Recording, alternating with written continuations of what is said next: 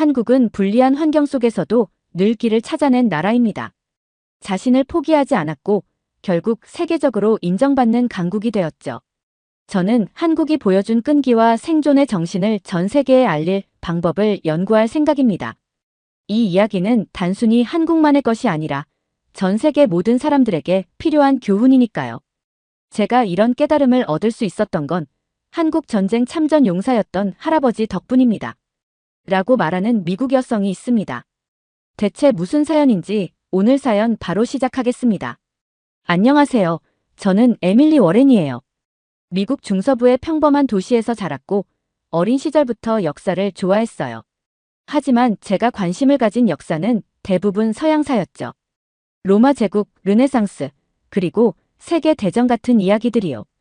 동양 역사는 솔직히 제 관심 밖이었어요. 아시아는 멀고 너무 복잡하게 느껴졌거든요. 고백하자면 한국이란 나라에 대해 아는 것도 거의 없었어요. 그저 작고 경제 발전을 빠르게 이룬 나라라는 정도였죠. 그런 제가 한국 역사에 관심을 갖게 된 계기는 조금 우연적이고 또 조금 개인적인 일이었어요. 저희 가족은 특별히 유난스러운 가정은 아니었지만 제 할아버지는 독특한 분이셨어요. 할아버지는 한국 전쟁 참전 용사였어요. 다만 할아버지는 그 전쟁에 대해 거의 말씀하지 않으셨죠. 늘 조용한 분이셨지만 방에 걸린 흑백 사진 속 젊은 시절의 할아버지는 다른 사람이었어요. 사진 속 할아버지는 한국의 어느 시골 마을에서 몇몇 아이들과 웃고 있었어요. 저는 그 사진을 보며 늘 묻곤 했어요. 할아버지, 이건 어디에서 찍으신 거예요? 할아버지는 그때마다 짧게 대답하셨어요. 한국이라는 곳이란다. 거기서 많은 걸 배웠지. 배웠다고요? 제가 물었지만 말을 돌리곤 하셨어요. 그 말은 제게 오래도록 수수께끼로 남아있었어요. 할아버지가 돌아가신 후 저는 그의 서랍에서 한 권의 작은 다이어리를 발견했어요. 오래된 다이어리엔 짧은 메모들이 적혀 있었어요. 대부분은 당시의 전투 상황과 군인으로서의 기록들이었지만 몇몇 페이지는 전혀 다른 내용이었어요. 이 땅은 정말 고생한 곳이지만 여기 사람들은 희망이 무엇인지 알고 있다. 죽음이 가득한 곳에서도 이 사람들은 서로를 위해 웃을 줄 아는 법을 알고 있다. 이런 문장들을 읽으면서 저는 처음으로 한국이라는 나라에 대해 깊은 호기심을 느꼈어요. 할아버지가 무언가를 배웠다는 나라. 그 작은 나라가 도대체 어떤 힘으로 사람들을 이렇게 감동하게 만든 걸까? 하지만 저는 그 답을 바로 찾을 수 없었고 이내 잊어버리고 지내게 되었어요. 대학에서 역사학을 전공하면서 저는 아시아 역사 강의를 처음으로 듣게 되었어요. 사실 처음엔 마지못해 들었습니다. 제 관심사는 유럽사에 가까웠거든요. 그런데 수업 첫날 교수님이 칠판에 적은 질문 하나가 저를 멈춰 세웠어요. 어떻게 한국은 단 한 번도 자신을 완전히 잃지 않았는가? 그 질문은 저를 혼란스럽게 했어요. 강대국들 사이에 끼인 작은 나라가 수천 년 동안 독립된 문화를 유지하며 살아남았다는 사실 자체가 이해가 가지 않았거든요. 고대 고구려에서부터 조선 왕조, 현대 대한민국까지 도대체 어떻게 그게 가능했을까요? 그때 저는 한국에 대해 배우기 시작해야겠다는 결심을 했어요. 문득 할아버지의 다이어리 속 한국의 모습이 떠올랐어요. 다른 과제를 맡을 수도 있었는데 저는 호기심이 생겨 한국을 주제로 잡았어요. 그리고 처음으로 한국사를 공부하기 시작했죠. 한국에 대해 조사를 시작하면서 처음 느낀 건 놀라움이었어요. 아니, 더 솔직히 말하면 충격이었어요. 한국이 이렇게 작은 나라라면 강대국들 틈에서 그냥 사라졌을 법도 한데 어쩌다 독립을 유지할 수 있었던 걸까? 그 첫 번째 퍼즐 조각은 지도를 보고 풀렸어요. 한국은 바로 중국, 일본, 러시아라는 강대국들 사이에 위치해 있더라고요. 동아시아의 허브라 할 만큼 전략적으로 중요한 지역이라는 것도 알게 되었죠. 작은 나라가 이렇게 중요한 위치에 있었던 거야? 그런데 이걸 알게 된 순간 한 가지 의문이 생겼습니다. 중국이 그렇게 오랫동안 강력한 제국을 유지했다면 한국은 왜 중국에 흡수되지 않았을까? 아니, 어떻게 살아남았을까? 자료를 찾아보니 한국은 정말로 수없이 많은 침략을 받았더라고요. 심지어 어떤 시기에는 한 세대 안에 2번, 3번씩 침략을 당했다는 기록도 있었어요. 그런데 재미있는 건 그 모든 침략에도 불구하고 한국은 항상 자리를 지켜왔다는 거예요. 도대체 뭐가 이 나라를 이렇게 강하게 만든 걸까? 저는 계속 자료를 뒤졌어요. 그 과정에서 가장 충격적이었던 건 한국이 방어만 한 게 아니라는 사실이었어요. 고려시대의 이야기를 들으면서 전 정말 경외심이 들었어요. 거란과 몽골 같은 초강대국들의 침략을 받았을 때 한국은 항복하지 않았더라고요. 특히 거란과 싸운 강감찬 장군의 이야기는 너무도 극적이었어요. 거란의 대군이 쳐들어왔을 때 강감찬이 이끄는 고려군은 전략적으로 적을 유인해 완전히 괴멸시켰어요. 이 전투를 귀주대첩이라고 부른다고 하더라고요. 저는 자료를 읽으며 이런 생각이 들었어요. 이 사람들은 싸울 수 없을 것 같은 상황에서도 포기하지 않았구나. 그때부터 한국을 바라보는 제 시선이 조금씩 바뀌기 시작했어요. 처음엔 단순히 왜 살아남았을까?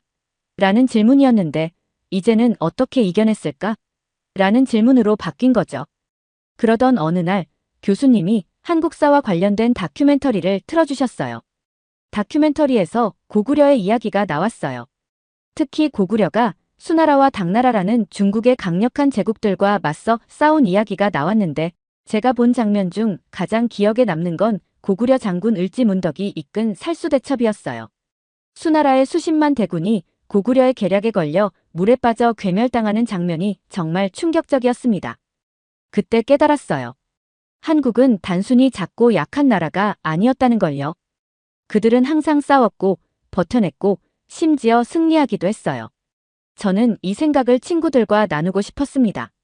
그런데 제 친구들은 한국에 대해 아는 게 거의 없더라고요. 한국이 일본의 식민지였다는 건 알아도 그 이전에 무슨 일이 있었는지는 전혀 몰랐죠.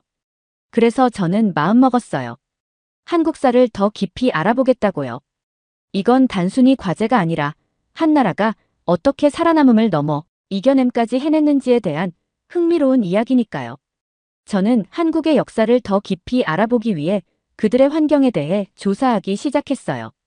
고대부터 강대국들의 침략에 맞서 싸운 것도 놀라웠지만 왜 그렇게 끈질기게 생존할 수 있었는지가 더 궁금했거든요. 그러다 보니 이 나라의 자연환경이 생각보다 가혹하다는 사실을 알게 되었어요. 먼저 지도를 펼쳐봤어요. 한국은 산이 정말 많더라고요. 거의 70%가 산지라 하던데 그게 무슨 뜻인지 처음엔 와닿지 않았어요. 하지만 사진을 보니 알겠더라고요. 평야라고는 손에 꼽을 정도로 적고 사람들이 살아가기에 적합한 땅이 많지 않더라고요. 게다가 계절은 또 어찌나 극단적인지 여름은 덥고 비가 많이 오고 겨울은 춥고 건조하대요. 이런 환경에서 어떻게 먹고 살았지? 라는 생각이 바로 들었어요. 저는 한국의 농업 역사를 찾아봤어요. 한국 사람들은 비옥한 평야가 아니라 척박한 산비탈에서 살아남기 위해 논농사라는 독특한 방법을 발전시켰더라고요. 물이 부족한 곳에 물을 끌어들이고 벼를 심기 위해 계단식 논을 만들어냈다니 이건 단순한 기술 이상의 노력의 산물이었어요. 특히 조선시대의 농업 기술에 대해 알아보면서 한국인의 생존 본능이 얼마나 대단한지 느낄 수 있었어요. 그 시절 사람들은 흉년이 들면 죽음을 면하기 어렵던 시기였잖아요. 그런데도 그들은 끊임없이 새로운 기술을 개발했어요. 땅에 부족한 영양분을 보충하려고 퇴비를 만들고 비가 오지 않아도 작물이 자랄 수 있게 물 저장 방법을 발전시켰더라고요. 이런 이야기를 읽을 때마다 놀라움을 감출 수 없었어요. 그런데 더 놀라운 건 이 환경이 단순히 생존만을 위한 지혜를 만든 게 아니라는 거였어요. 한국의 음식 문화를 조사하면서 그들이 만들어낸 음식들이 모두 환경과 맞물려 있다는 걸 알게 되었거든요. 특히 김치와 나물 같은 음식들이요. 제가 읽은 한 자료에 따르면 한국은 긴 겨울을 대비하기 위해 음식을 보존하는 기술을 발전시켰대요. 여름에는 채소가 풍부했지만 겨울엔 아무것도 자라지 않으니까요. 그래서 만들어진 게 바로 김치였어요. 처음엔 단순히 절인 배추로 시작했지만 시간이 지나면서 다양한 재료와 발효 기술이 추가되어 오늘날의 김치가 되었더라고요. 이걸 알게 되니 김치가 단순히 맛있어서 먹는 음식이 아니라는 걸 깨달았어요. 이건 생존의 산물이구나. 김치뿐만 아니라 나물 요리도 마찬가지였어요. 한국 사람들은 산에서 자라는 나물과 들풀을 이용해 음식을 만들었어요. 가난한 농민들이 부족한 식량을 채우기 위해 자연에서 얻을 수 있는 모든 걸 활용한 거죠. 이쯤 되니 한국 사람들의 생활 방식에 대해 경외감이 들기 시작했어요. 단순히 먹고 살기 위해서만이 아니야. 이 사람들은 환경을 극복하고 오히려 그걸 자신의 문화로 만들어냈어. 저는 김치 담그는 과정을 담은 영상을 찾아봤어요. 온 가족이 함께 모여 배추를 절이고 고춧가루와 각종 양념을 섞는 모습이었는데 일반적인 음식 준비 과정이 아니라 하나의 전통 같았습니다. 그걸 보면서 깨달았어요. 한국은 척박한 환경 속에서 살아남기 위해 노력한 게 아니라 공동체로 살아남는 법을 배웠구나. 논농사를 짓기 위해선 혼자만 잘해서는 안 되잖아요. 물기를 내고 논을 계단처럼 만드는 일은 공동체의 협력이 없으면 불가능한 일이니까요. 제가 가장 인상 깊게 본 자료는 조선시대의 두레와 품앗이라는 전통이었어요. 두레는 사람들이 함께 모여 일을 나눠하는 공동체 활동이고 품앗이는 서로의 일을 도와주는 교환 방식이었죠. 이 전통들이 단순히 노동의 효율을 높이는 데 그치지 않고 서로를 의지하며 살아가게 했다는 게 너무 감동적이었어요. 한국 역사를 더 깊이 파고들수록 궁금증이 커졌습니다. 특히 주변에 그렇게 많은 강대국들이 있었는데 어떻게 독립을 유지했는지 이해가 잘 되지 않았거든요. 한국의 가장 큰 이웃, 중국은 수천 년 동안 압도적인 힘을 자랑하며 동아시아를 지배하려 했잖아요. 그런데 그 과정에서 한국이 독립성을 유지해온 건 정말 놀라운 일이었어요. 이번에는 그 비결을 찾아보기로 했어요. 먼저 고구려 이야기를 알게 되었어요.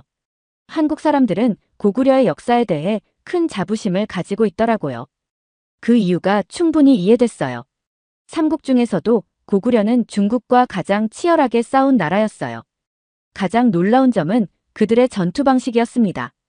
병력이나 자원이 중국에 비해 현저히 부족했지만 그들은 이를 극복하기 위해 독창적인 전략을 개발했더라고요. 저는 고구려의 산성 방어 체계에 대해 조사하기 시작했어요. 고구려는 평지가 아닌 산속에 성을 쌓았어요. 당시 중국의 대군이 밀고 들어오면 고구려 사람들은 평지에서 싸우는 대신 산성으로 피신의 적을 지치게 했다고 해요. 산성은 단순히 방어를 위한 시설이 아니라 하나의 독립된 마을처럼 물과 식량을 저장하고 몇 달 동안 버틸 수 있게 설계되었다는 점이 놀라웠어요. 특히 고구려와 수나라의 전투 기록을 읽으면서 감탄을 금할 수 없었어요. 수나라는 고구려를 정복하려고 100만 명 이상의 병력을 동원했어요. 하지만 고구려는 이를 막아냈습니다. 을지문덕이라는 고구려의 장수가 수나라 군대를 지치게 한 후 결정적인 순간에 반격해 대승을 거둔 이야기는 전설처럼 들렸어요. 고구려 이야기에서 감명을 받은 저는 조선시대의 방어 전략도 궁금해졌습니다. 조선은 명과 청의 압박 속에서도 독립을 유지했다고 배웠거든요. 저는 임진왜란 때 일본군과 싸운 기록을 보면서 그 비밀을 알게 되었어요. 조선은 당시 중국 명나라의 지원을 받았지만 그 자체로도 굉장히 독창적인 방어 체계를 갖추고 있었어요. 대표적인 예가 바로 화성이나 남한산성 같은 산성들이었죠. 저는 남한산성에 대해 조사하다가 이게 단순히 성이 아니라 하나의 작은 나라 같은 곳이네 라는 생각을 했습니다. 남한산성은 서울 근처에 있는데 조선 왕이 위험할 때 피난처로 사용되었대요. 여기에는 수개월간 버틸 수 있는 식량 창고, 물 저장 시스템, 그리고 군사훈련장이 갖춰져 있었죠. 특히 중국 청나라와 맞서 싸운 병자호란 때 남한산성의 역할은 정말 중요했습니다. 물론 결과적으로는 청나라와 화친을 맺을 수밖에 없었지만 그럼에도 조선이 끝까지 독립성을 유지할 수 있었던 이유 중 하나는 바로 이런 산성 덕분이었어요. 산성을 중심으로 한 방어 전략을 조사하면서 저는 한 가지 중요한 사실을 깨달았어요. 이 사람들은 단순히 적과 싸운 게 아니라 싸움 그 자체를 계획적으로 준비했구나. 산성을 쌓는 데는 오랜 시간이 걸리고 그만큼 협력과 자원이 필요하잖아요. 이런 방어 체계가 단순히 군사적인 목적이 아니라 공동체의 결속력을 상징한다는 점이 인상 깊었습니다. 특히 고구려와 조선 모두 싸워서 이기겠다는 목표가 아니라 어떻게든 살아남겠다는 생존 본능이 강하게 느껴졌어요. 산성과 방어 전략은 단순한 기술이 아니라 한국인들의 끈질긴 생존 의지를 보여주는 사례라는 생각이 들었죠. 저는 산성 사진을 보면서 여러 가지를 생각했어요. 왜 이 사람들은 이렇게까지 하면서 싸워야 했을까? 중국 같은 거대한 제국에 맞서 싸운다는 건 생각만 해도 두려운 일이잖아요. 그런데도 포기하지 않았던 이유는 무엇일까요? 답은 명확했어요. 그들은 국가의 자존심이 아니라 자신들이 살고 있는 땅과 문화, 그리고 공동체를 지키기 위해 싸웠던 거예요. 과거의 한국사를 공부하며 한 가지 궁금증이 생겼어요. 현대 한국인들도 이 생존 DNA를 이어받아 살고 있을까? 저는 지금 이 순간을 살아가는 한국인들의 삶을 통해 그 답을 찾고 싶었어요. 인터넷을 통해 현대 한국인들의 생활과 문화를 조사하기 시작했습니다. 먼저 눈에 띈 건 그들의 빨리빨리 문화였어요. 저는 처음엔 이걸 약간 부정적으로 봤어요. 뭐든지 서두르고 급하게 처리하려는 모습이 비효율적일 거라고 생각했거든요. 그런데 점점 이 문화가 단순한 성격의 문제가 아니라 오랜 생존 전략의 일부였다는 걸 깨닫게 되었어요. 20세기 중반까지만 해도 한국은 세계에서 가장 가난한 나라 중 하나였대요. 그런데 불과 몇십 년 만에 세계적인 경제 강국이 되었잖아요. 그것도 전쟁으로 모든 것이 파괴된 상태에서요. 저는 그 배경에 있는 사람들의 이야기를 찾기 시작했습니다. 처음 알게 된 건 새마을 운동이었어요. 저는 이 운동이 단순히 농촌 개발 프로젝트라고 생각했는데 사실 그 이상의 의미가 있었더라고요. 그 당시 한국인들은 정부의 도움만 기다리지 않았다고 합니다. 스스로 나서서 길을 만들고 집을 짓고 공동체를 발전시켰죠. 어떤 인터뷰에서는 한 할머니가 배고파도 포기할 수 없었어요. 우리 아이들이 더 나은 세상에서 살도록 해야 했으니까요.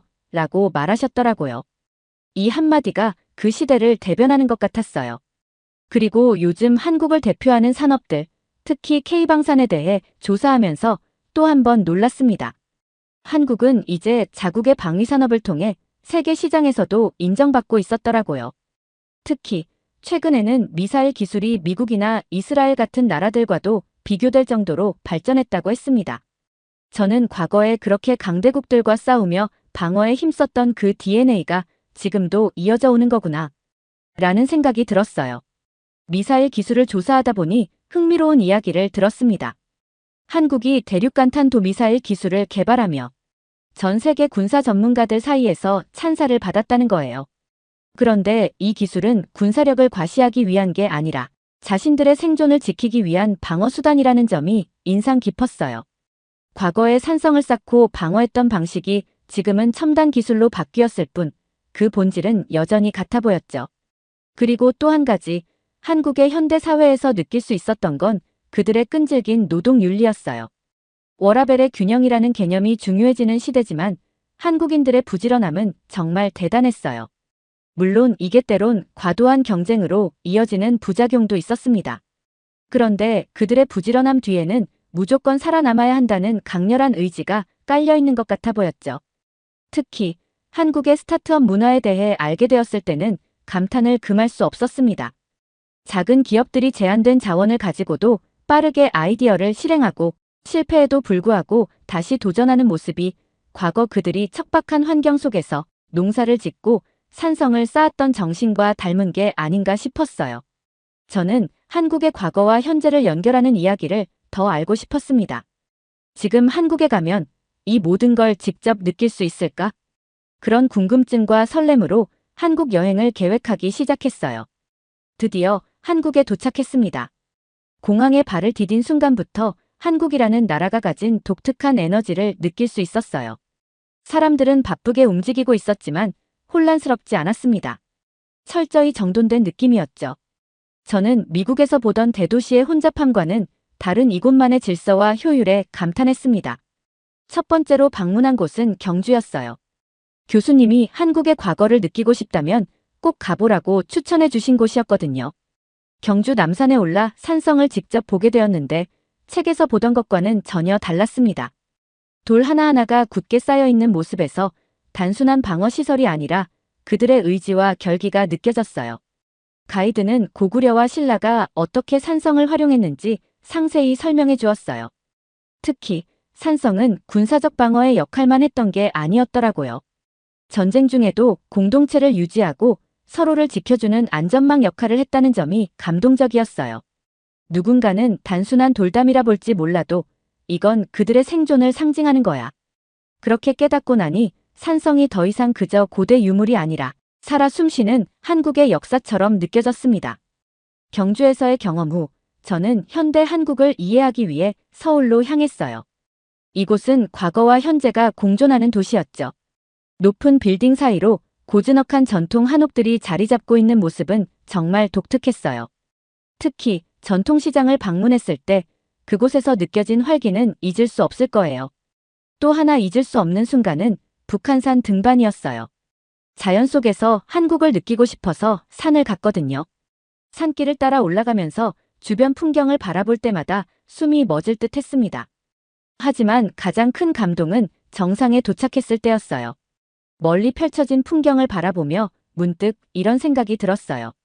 과거의 한국인들도 이곳에서 이런 풍경을 보며 살아갈 용기를 얻었을까?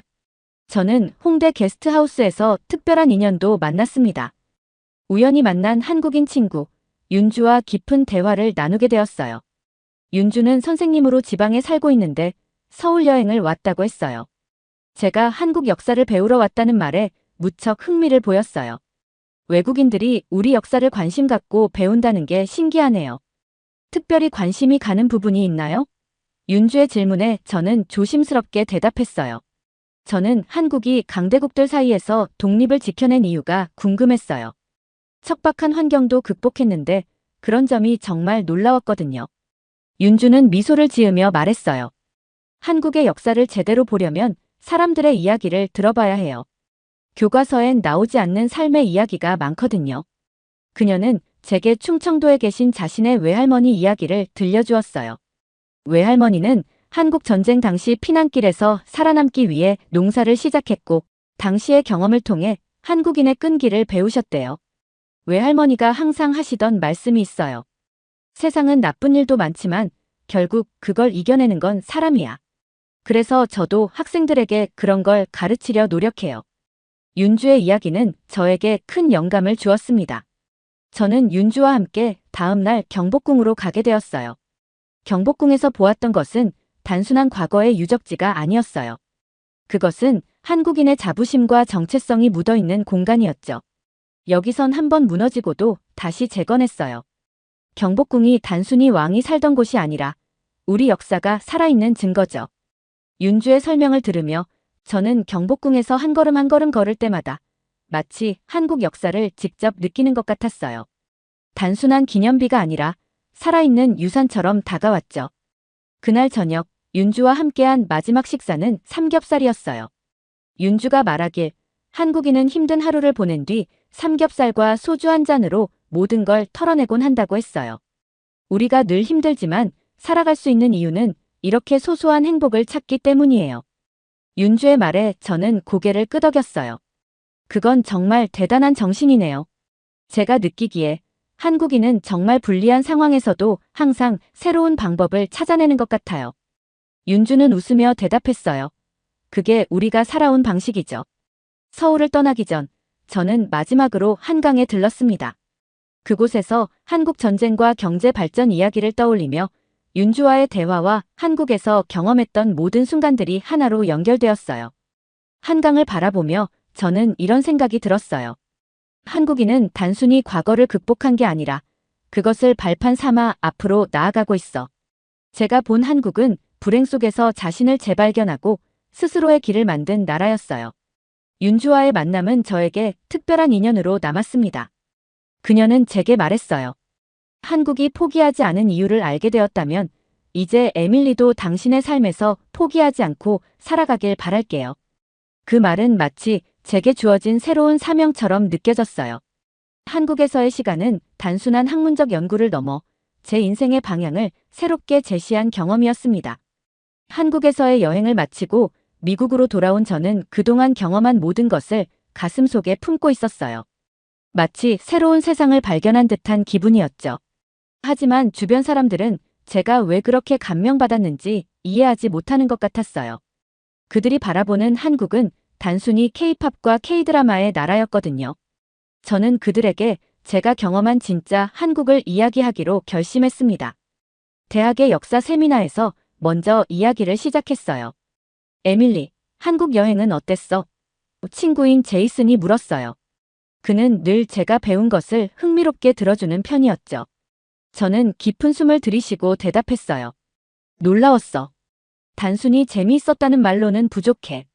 그러면서 한국의 척박한 환경, 강대국의 압박, 그리고 그 속에서 끝없이 버텨온 한국인들의 이야기를 풀어놓기 시작했어요.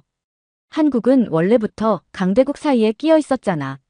그래서 강대국들에게 짓밟히는 일이 많았을 것 같았어. 하지만 아니더라.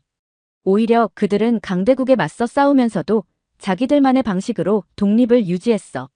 산성과 방어 전략, 그리고 공동체 정신 같은 게 정말 대단했어. 제이슨은 처음엔 고개를 갸웃했지만 점점 이야기에 몰입했어요.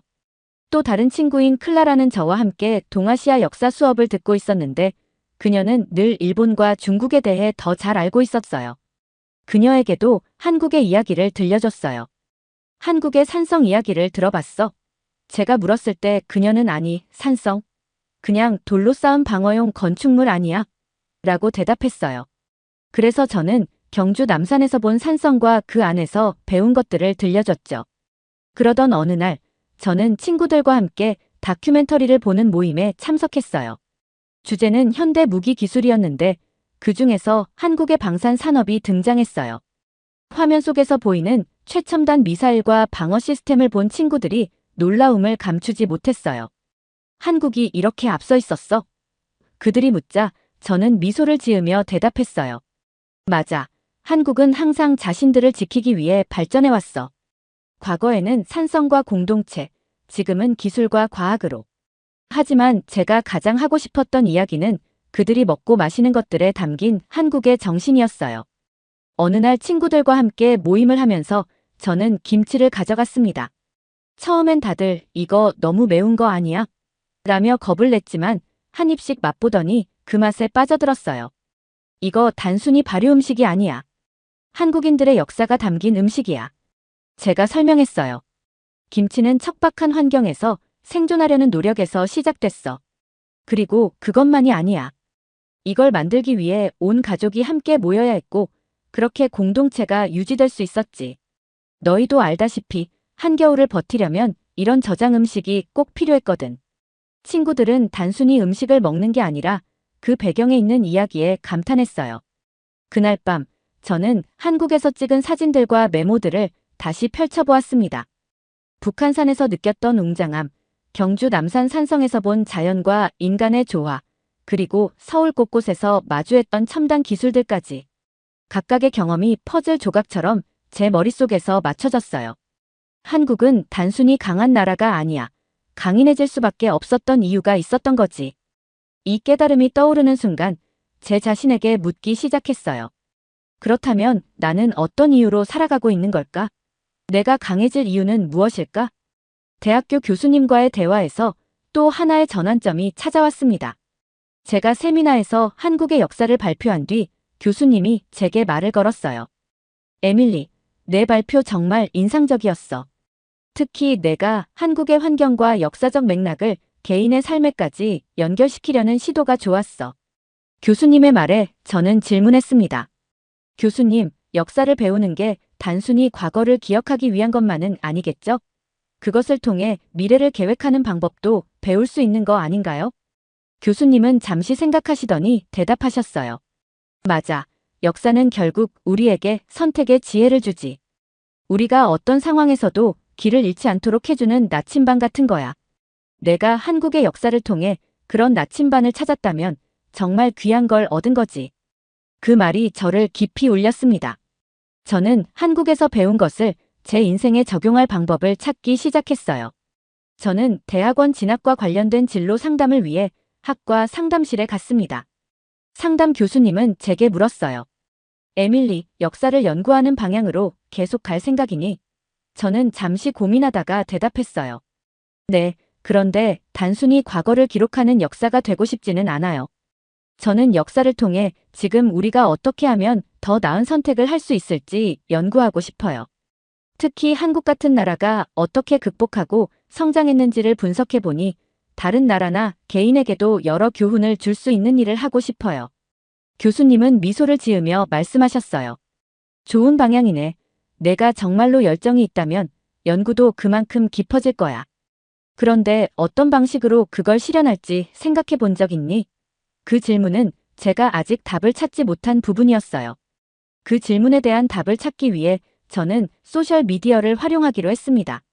제가 경험했던 한국의 역사를 간단한 이야기 형식으로 풀어내기 시작했죠. 소셜미디어 활동을 통해 한국을 알리는 것이 저에게 하나의 사명처럼 느껴지기 시작했어요. 한국은 불리한 환경 속에서도 길을 찾아낸 나라입니다. 그들은 자신을 포기하지 않았고 결국 세계적으로 인정받는 강국이 되었죠. 저는 이 메시지를 더 널리 알리고 싶었어요. 결국 저는 대학원 지원서에 이런 목표를 적었습니다. 저는 역사를 연구하여 세계에 영감을 줄 수 있는 이야기를 찾고 그것을 통해 더 많은 사람들이 자신만의 길을 찾도록 돕고 싶습니다. 한국은 그 첫 번째 사례입니다. 저는 한국이 보여준 끈기와 생존의 정신을 전 세계에 알릴 방법을 연구하고 싶습니다. 이 모든 것을 가능하게 해준 제 할아버지께 감사드리고 싶어요. 할아버지의 다이어리가 없었다면 아마 저는 이 길을 걷지 못했을 거예요.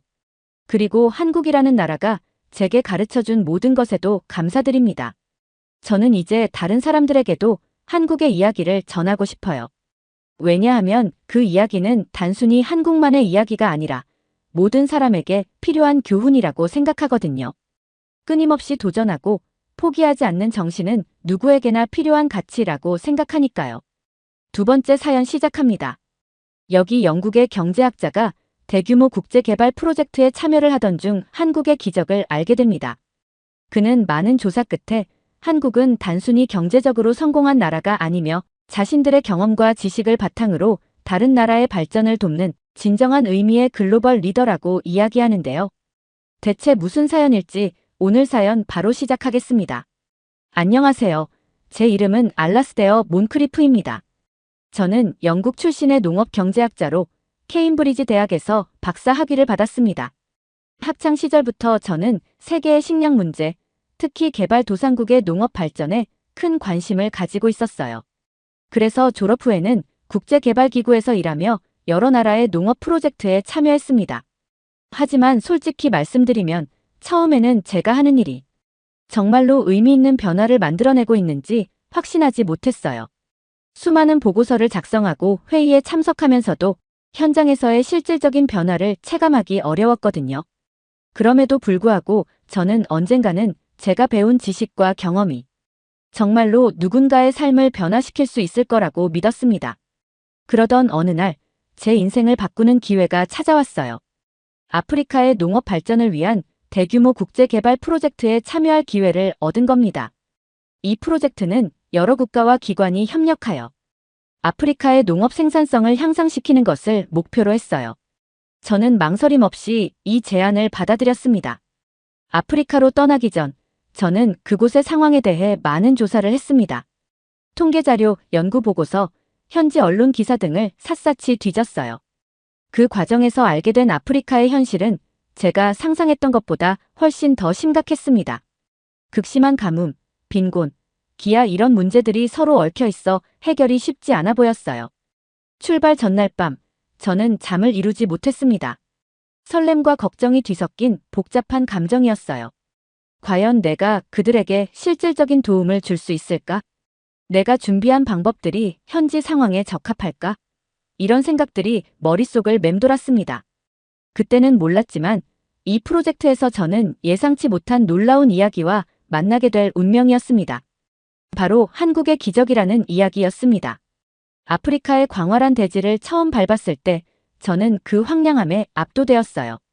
끝없이 펼쳐진 붉은 땅과 메마른 토양, 그리고 사방에서 들려오는 메마른 바람 소리는 제가 알던 세계와는 너무나 달랐습니다. 이곳에서 농업을 발전시킨다는 것이 얼마나 어려운 과제인지 직감적으로 느낄 수 있었어요. 제가 처음 방문한 마을에서 있었던 일은 지금도 생생합니다. 한 어린 소년이 저를 보고 달려와 물었어요. 당신은 우리에게 비를 가져다주는 마법사인가요? 그 순간 저는 이곳 사람들의 절박함을 온몸으로 느꼈습니다. 그들에게 농업은 단순한 직업이 아니라 생존 그 자체였던 거예요. 프로젝트를 시작하면서 저는 현지 농부들과 많은 시간을 보냈습니다. 그들의 이야기를 들으며 농업이 단순한 생계수단이 아니라 그들의 삶 그 자체라는 것을 깨달았어요. 한 농부는 눈물을 글썽이며 말했습니다. 우리는 땅을 사랑합니다. 하지만 이 땅은 더 이상 우리를 사랑하지 않는 것 같아요. 그의 말에 가슴이 아팠어요. 기후변화로 인한 극심한 가뭄과 예측할 수 없는 홍수가 그들의 삶을 위협하고 있었습니다. 이런 상황을 목격하면서 저는 깊은 좌절감을 느꼈습니다. 과연 우리의 프로젝트가 이들에게 진정한 변화를 가져다 줄 수 있을까? 의문이 들기 시작했어요. 하지만 포기할 순 없었습니다. 이들의 삶을 개선하는 것, 그것이 제 사명이라고 생각했기 때문이에요. 프로젝트가 시작되고 얼마 지나지 않아 우리 팀은 첫 번째 국제회의를 가졌습니다. 각국에서 온 전문가들이 한자리에 모여 아프리카 농업 발전 방안을 논의하는 자리였죠. 그 자리에서 저는 처음으로 중국 대표단과 마주하게 되었습니다. 중국 측 대표 장 웨이 박사는 회의 내내 거만한 태도를 보였어요. 그는 목소리를 높여 말했습니다. 우리 중국은 이미 아프리카 전역에 막대한 투자를 하고 있습니다. 우리의 선진 농업 기술과 자본이 아프리카를 먹여 살리고 있다고 해도 과언이 아니죠. 아프리카 사람들은 중국에 감사해야 합니다. 그의 말에 저는 충격을 받았습니다. 아프리카 대표들의 표정이 굳어지는 것을 보며 이것이 단순한 오만이 아니라 새로운 형태의 제국주의가 아닌가 하는 의구심이 들었어요. 회의가 끝난 후 저는 에티오피아에서 온 아베베 박사와 이야기를 나눌 기회가 있었습니다. 그는 한숨을 쉬며 말했어요. 중국의 투자가 우리에게 도움이 된다고요? 글쎄요. 그들은 우리의 자원을 가져가고 우리를 빚더미에 앉힐 뿐입니다.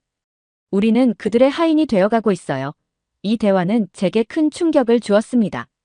겉으로 보이는 화려한 투자 뒤에 숨겨진 진실을 직면하게 된 거죠. 저는 우리의 프로젝트가 이런 식으로 변질되어서는 안 된다고 굳게 다짐했습니다. 진정한 발전은 현지인들의 자립과 존엄성을 존중하는 것에서 시작된다는 것을 깨달았기 때문입니다. 그 후로도 장 웨이 박사와 그의 팀은 계속해서 문제를 일으켰습니다. 그들은 현지 농민들의 의견을 무시하고 자신들의 방식만을 고집했어요. 심지어 일부 지역에서는 농민들의 토지를 강제로 수용하려는 시도까지 있었다는 소문이 돌았습니다. 그러던 어느 날 우연히 한 마을의 축제에 초대받았습니다. 그곳에서 저는 놀라운 광경을 목격했어요. 농부들이 풍성한 옥수수를 들고 기뻐하는 모습이었습니다. 호기심에 찬 저는 그들에게 다가가 물었죠. 이렇게 좋은 수확이 있었나 봐요? 그들은 예상치 못한 답변을 했습니다. 이건 다 한국 덕분이에요. 김순권 박사 그가 우리에게 준 옥수수가 기적을 만들어냈어요. 김순권 박사 그 이름을 처음 들었을 때 저는 단순한 호기심만 느꼈습니다. 하지만 그의 이야기를 들으면 들을수록 저는 점점 더 그분에 대해 알고 싶어졌어요. 아프리카 현장에서 일하는 동안 저는 현지 농민들로부터 김 박사에 대한 이야기들을 듣게 되었습니다. 한 노인 농부가 들려준 이야기가 특히 인상 깊었어요. 제가 어렸을 때 우리 마을은 항상 굶주림에 시달렸습니다. 하지만 김 박사님이 오신 후 모든 것이 변했어요. 그분이 가져온 옥수수는 마치 마법 같았죠. 우리 땅에서도 잘 자라고 수확량도 엄청났어요. 그의 말을 들으며 저는 김 박사가 단순히 새로운 작물을 소개한 것이 아니라는 걸 깨달았습니다. 그는 아프리카 사람들에게 희망을 심어준 것이었어요. 호기심이 커져 저는 더 깊이 조사하기 시작했습니다. 김순권 박사가 수십 년 전 아프리카에 왔을 때 이곳의 상황은 지금보다 훨씬 더 열악했다고 해요. 가뭄과 기근이 만연했고 많은 사람들이 굶주림으로 고통받고 있었습니다. 그런 상황에서 김 박사는 아프리카의 척박한 환경에서도 잘 자랄 수 있는 고품질 옥수수 품종을 개발하기 시작했다고 했습니다. 김 박사의 노력은 단순히 연구실에 머물지 않았습니다. 그는 직접 현장에 나가 농부들과 함께 일했어요. 한 농부는 이런 이야기를 들려주었습니다. 김 박사님은 우리와 함께 밭을 갈고 씨를 뿌렸어요. 그분의 손에는 우리와 같은 굳은 살이 박혀 있었죠. 이 말을 들으며 저는 김 박사의 헌신이 얼마나 깊었는지 느낄 수 있었습니다. 제가 김 박사의 이야기를 들으며 가장 감동받은 것은 그의 헌신적인 자세였습니다. 그는 단기적인 성과에 연연하지 않았어요. 대신 아프리카 농업의 장기적인 발전을 위해 노력했죠. 그는 농부들에게 새로운 농업 기술을 가르치고 그들이 스스로 종자를 생산할 수 있도록 도왔습니다. 어느 날 저는 김 박사가 개발한 옥수수 품종을 직접 볼 기회가 있었어요. 그 옥수수는 정말 놀라웠습니다.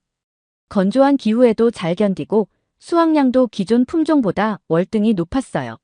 하지만 더 놀라운 것은 그 옥수수가 아프리카 사람들의 식생활과 문화에 맞게 개발되었다는 점이었습니다. 하지만 이 과정이 순탄하지만은 않았다는 것도 알게 되었습니다. 처음에 많은 사람들이 김 박사의 방식을 의심했다고 해요.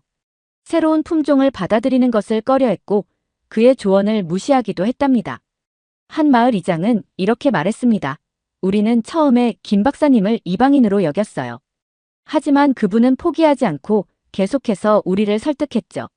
결국 우리는 그분의 진심을 알아보게 되었습니다. 김 박사는 포기하지 않았어요. 그는 직접 시범 농장을 만들어 자신의 방식을 증명했고 끈기 있게 농부들을 설득했습니다. 그의 노력은 결실을 맺었고 점차 더 많은 농부들이 그의 방식을 받아들이기 시작했습니다. 이런 이야기들을 들으면서 저는 점점 더 김순권 박사에 대한 존경심을 느꼈습니다. 그는 단순히 기술을 전달한 것이 아니라 아프리카의 지속 가능한 농업 생태계를 만들어낸 것이었어요. 그의 노력으로 수백만 명의 사람들이 기아에서 벗어날 수 있었다는 사실에 제 마음은 감동으로 가득 찼습니다. 하지만 동시에 의문도 들었어요.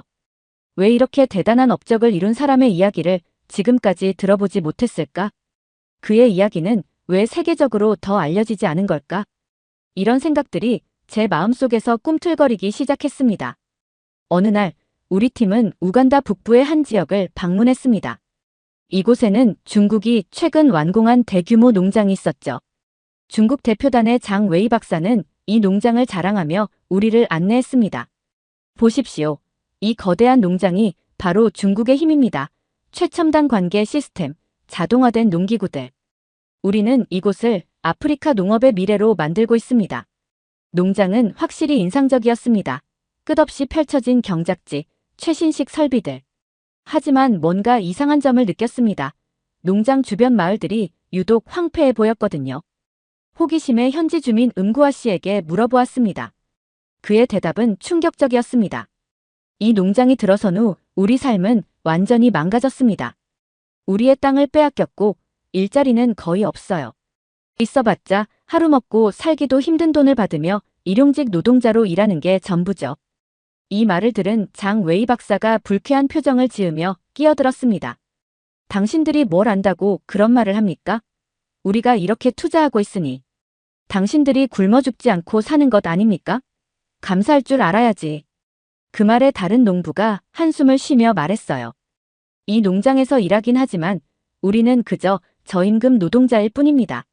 농사 기술을 배우는 것도 아니고 수확물도 모두 중국으로 보내져요.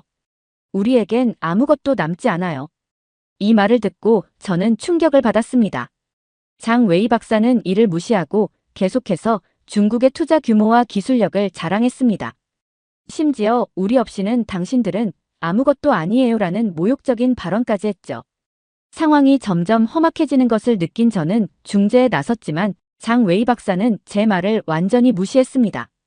오히려 그는 우간다 정부 관계자들을 협박하듯 말했습니다. 우리의 투자를 방해하면 큰 곤란을 겪게 될 겁니다. 아프리카의 발전은 우리 중국이 주도하고 있다는 걸 명심하세요. 이 사건은 결국 현지 언론에 보도되었고 우간다 정부의 공식 항의로 이어졌습니다. 하지만 장 웨이 박사와 중국 대표단은 사과는커녕 오히려 우간다 정부를 비난하며 더 큰 논란을 일으켰습니다. 중국의 투자는 겉으로는 화려해 보였지만 실상은 아프리카의 자원을 착취하고 현지 주민들에게 실질적인 도움을 주지 않고 있었어요. 오히려 많은 국가들이 중국에 대한 부채로 인해 어려움을 겪고 있다는 사실도 알게 되었습니다.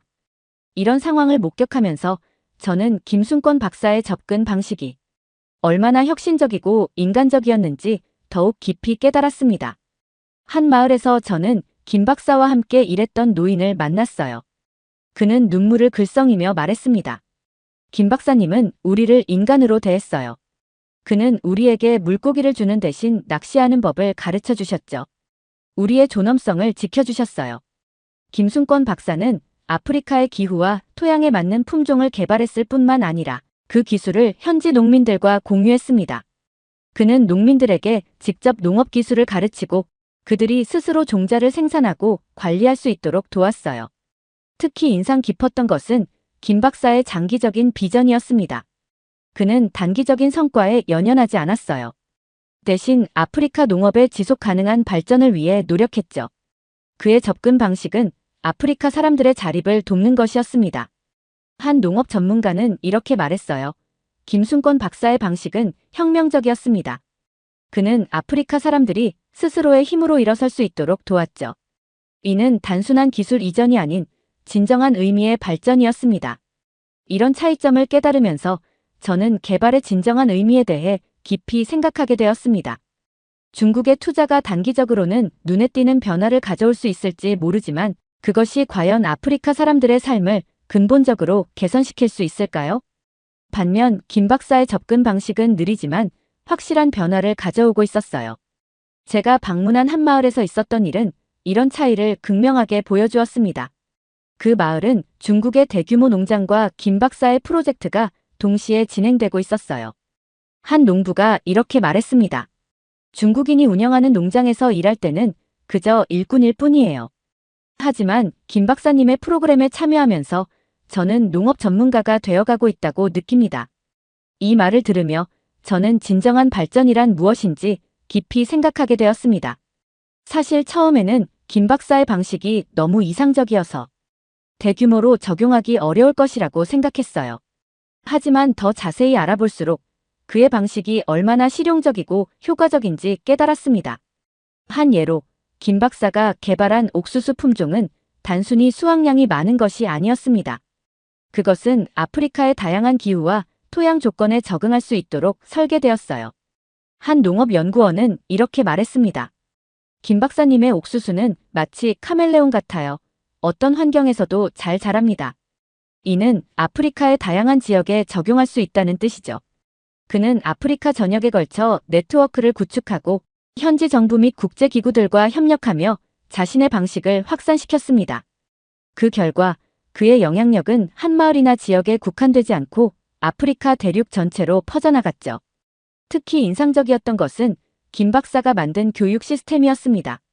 그는 단순히 기술을 전수하는 것에 그치지 않고 현지 농부들을 교육자로 양성했어요. 이들은 다시 다른 농부들을 가르치는 역할을 했죠. 한 농부는 이렇게 말했습니다. 저는 이제 제 마을의 선생님이 되었어요. 김 박사님이 저에게 가르쳐 주신 것을 다른 사람들에게 전하고 있죠. 이런 깨달음은 저에게 많은 생각을 하게 만들었습니다. 진정한 발전이란 무엇일까? 우리가 추구해야 할 개발의 모델은 어떤 것일까? 이런 질문들이 제 마음속에서 끊임없이 맴돌았어요. 결국 저는 김순권 박사의 접근 방식이야말로 우리가 본받아야 할 진정한 개발 모델이라는 결론에 도달했습니다. 그의 방식은 인간의 존엄성을 존중하고 현지의 필요와 조건을 고려하며 지속 가능한 발전을 추구하는 것이었어요. 김순권 박사의 이야기에 깊이 감동한 저는 그의 업적을 직접 확인하고 싶어졌습니다. 그래서 저는 그가 활동했던 여러 지역을 직접 방문하기로 했어요. 첫 번째로 방문한 곳은 케냐의 한 마을이었어요. 이곳에 도착하자마자 저는 눈을 의심할 수밖에 없었습니다. 불과 몇 년 전만 해도 메마른 땅이었다는 이곳이 지금은 푸른 옥수수 밭으로 가득 차 있었어요. 마을 사람들의 얼굴에는 웃음이 가득했고 아이들은 건강해 보였습니다. 이 마을에서 어린 소녀가 저에게 다가와 이렇게 말했어요. 저는 커서 과학자가 되고 싶어요. 우리 마을을 살린 옥수수처럼 저도 세상을 변화시키는 무언가를 만들고 싶어요. 이 소녀의 꿈에 찬 눈빛을 보며 저는 김 박사의 영향력이 단순히 농업 생산성 향상에 그치지 않았다는 것을 깨달았습니다. 그는 미래 세대에게 희망과 꿈을 심어준 것이었어요. 마을 이장님은 자랑스럽게 말씀하셨어요. 이건 모두 김순권 박사님 덕분입니다. 그분이 개발한 옥수수 품종이 우리 마을을 살렸어요. 이제 우리는 굶주림의 공포에서 벗어났습니다. 그의 말씀을 들으며 저는 깊은 감동을 느꼈습니다. 한 사람의 노력이 이렇게 많은 사람들의 삶을 변화시킬 수 있다니. 그것은 정말 놀라운 일이었어요. 다음으로 방문한 곳은 우간다의 한 농업훈련센터였습니다. 이곳에서 저는 더욱 놀라운 광경을 목격했어요. 수많은 아프리카 농부들이 열심히 새로운 농업 기술을 배우고 있었습니다. 그들은 김 박사가 개발한 기술을 익히고 그것을 자신들의 농장에 적용하는 법을 배우고 있었어요. 이 센터에서 저는 재미있는 경험을 했습니다. 한 농부가 저를 그의 실험 농장으로 초대했어요. 그는 김 박사의 방법을 사용해 다양한 작물을 재배하고 있었는데 그 중에는 한국의 김치용 배추도 있었습니다. 그 농부는 웃으며 말했어요. 김 박사님 덕분에 우리는 이제 김치도 만들 수 있어요. 아프리카식 김치랄까요? 이 말을 들으며 저는 문화 교류의 아름다움을 느낄 수 있었습니다. 보건 관계자는 이렇게 말했습니다. 김 박사님의 옥수수 덕분에 우리 지역의 영양 상태가 크게 개선되었어요. 아이들의 건강이 좋아지고 질병 발생률도 줄어들었습니다. 이 말을 들으며 저는 농업 발전이 단순히 경제적인 문제가 아니라 사회 전반에 영향을 미치는 중요한 요소라는 것을 깨달았습니다. 이런 변화들을 직접 목격하면서 저는 한국의 기적이라는 말의 의미를 진정으로 이해하게 되었습니다. 그것은 단순히 경제적 성공을 의미하는 것이 아니었어요. 그것은 인간애와 헌신, 그리고 지속 가능한 발전에 대한 비전이 만들어낸 진정한 기적이었습니다. 김 박사의 성공이 그의 개인적인 능력 때문이라고만 생각했습니다. 하지만 더 깊이 알아볼수록 그의 업적 뒤에는 한국이라는 나라의 경험과 지원이 있었다는 것을 깨달았어요. 한국은 불과 반세기 만에 전쟁의 폐허에서 세계적인 경제 강국으로 성장했습니다. 이 과정에서 한국이 겪은 경험과 노하우가 김 박사의 아프리카 지원 활동에 큰 도움이 되었던 거예요. 한국의 농촌 개발 경험, 새마을 운동의 정신, 그리고 과학기술 발전의 경험들이 김 박사의 활동에 녹아들어 있었습니다. 한 예로 김 박사가 아프리카에 도입한 협동조합 모델은 한국의 새마을 운동에서 영감을 받은 것이었습니다. 이 모델은 아프리카 농민들이 서로 협력하여 더 큰 성과를 얻을 수 있게 해주었어요. 한 마을 지도자는 이렇게 말했습니다. 김 박사님이 가르쳐 주신 협동 정신 덕분에 우리 마을은 하나가 되었어요. 이제 우리는 함께 일하고 함께 성장합니다. 이런 사실을 알게 되면서 저는 한국이라는 나라에 대해 새롭게 생각하게 되었어요. 한국은 단순히 경제적으로 성공한 나라가 아니었습니다. 그들은 자신들의 경험과 지식을 바탕으로 다른 나라의 발전을 돕는 진정한 의미의 글로벌 리더였던 거예요. 한 국제개발 전문가는 이렇게 말했습니다. 한국의 접근 방식은 독특합니다. 그들은 자신들이 겪은 어려움과 극복 과정을 바탕으로 개발도상국들에게 실질적이고 효과적인 도움을 줄 수 있어요. 이는 다른 선진국들이 쉽게 할 수 없는 일이죠. 이 말을 들으며 저는 한국의 발전 모델이 얼마나 특별한지 깨달았습니다. 그들은 단순히 물질적인 풍요를 이룬 것이 아니라 그 과정에서 얻은 지혜와 경험을 다른 이들과 나누는 성숙한 국가로 성장한 것이었어요. 저는 한국과 김순권 박사가 보여준 모델이야말로 우리가 추구해야 할 진정한 국제 협력의 모습이라는 결론에 도달했습니다. 그들은 단순히 물질적인 지원을 넘어 지식과 경험을 나누고 상호 존중과 협력을 통해 함께 발전하는 모습을 보여주었어요. 저는 나이지리아의 한 마을에서 노인 농부가 눈물을 흘리며 말씀하셨던 게 아직도 잊혀지지 않습니다. 김순권 박사님은 우리의 영웅입니다. 그분이 아니었다면 우리 마을은 여전히 굶주림에 시달리고 있었을 거예요. 그분은 절망뿐인 우리에게 희망을 주셨습니다. 이 말을 들으며 저는 깊은 감동을 느꼈습니다. 김 박사의 노력이 단순히 농업 생산성 향상에 그치지 않고 사람들의 삶 전체를 변화시켰다는 것을 실감할 수 있었어요. 그 노인은 계속해서 말씀하셨습니다. 그는 언제나 겸손했고 자신의 공로를 내세우기보다는 아프리카 사람들의 노력을 칭찬했습니다. 그분은 항상 현지 사람들과 함께 일하며 그들의 의견을 존중했죠. 이런 태도가 그분의 노력을 더욱 성공적으로 만들었습니다. 이 말을 들으며 저는 김 박사의 성공 비결이 단순히 뛰어난 농업 기술에만 있는 것이 아니라는 걸 깨달았습니다. 그의 진정한 힘은 아프리카 사람들을 존중하고 그들과 진심으로 소통하는 능력에 있었던 거예요. 김순권 박사의 업적을 알면 알수록 저는 그와 같은 사람이야말로 진정한 세계적 영웅이라고 생각하게 되었습니다. 그의 헌신과 열정, 그리고 인류애는 우리 모두가 본받아야 할 모범이에요. 영국으로 돌아온 지 몇 달이 지났지만 아프리카에서의 경험은 여전히 제 마음에 생생합니다. 농업경제학자로서 제가 참여했던 대규모 국제개발 프로젝트는 제 인생의 전환점이 되었습니다.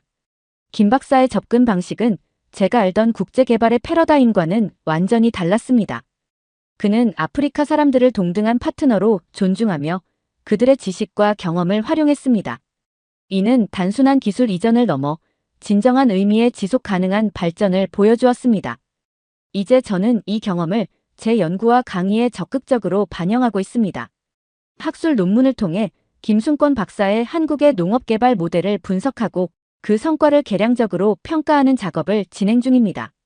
많은 전문가들이 제 연구 결과에 깊은 관심을 보였고, 이는 학계에서 상당한 반향을 일으켰습니다. 또한 대학에서 개발경제학 강의를 할 때마다 이 사례를 중요하게 다루고 있죠. 저는 앞으로의 제 연구와 프로젝트에 새로운 방향을 설정했습니다. 김순권 박사와 한국이 보여준 진정한 국제협력의 모델이 더 많은 곳에서 실현될 수 있도록 제 전문 분야에서 최선을 다할 것입니다. 오늘 사연이 재미있으셨다면 구독과 좋아요, 알림 설정까지 부탁드립니다.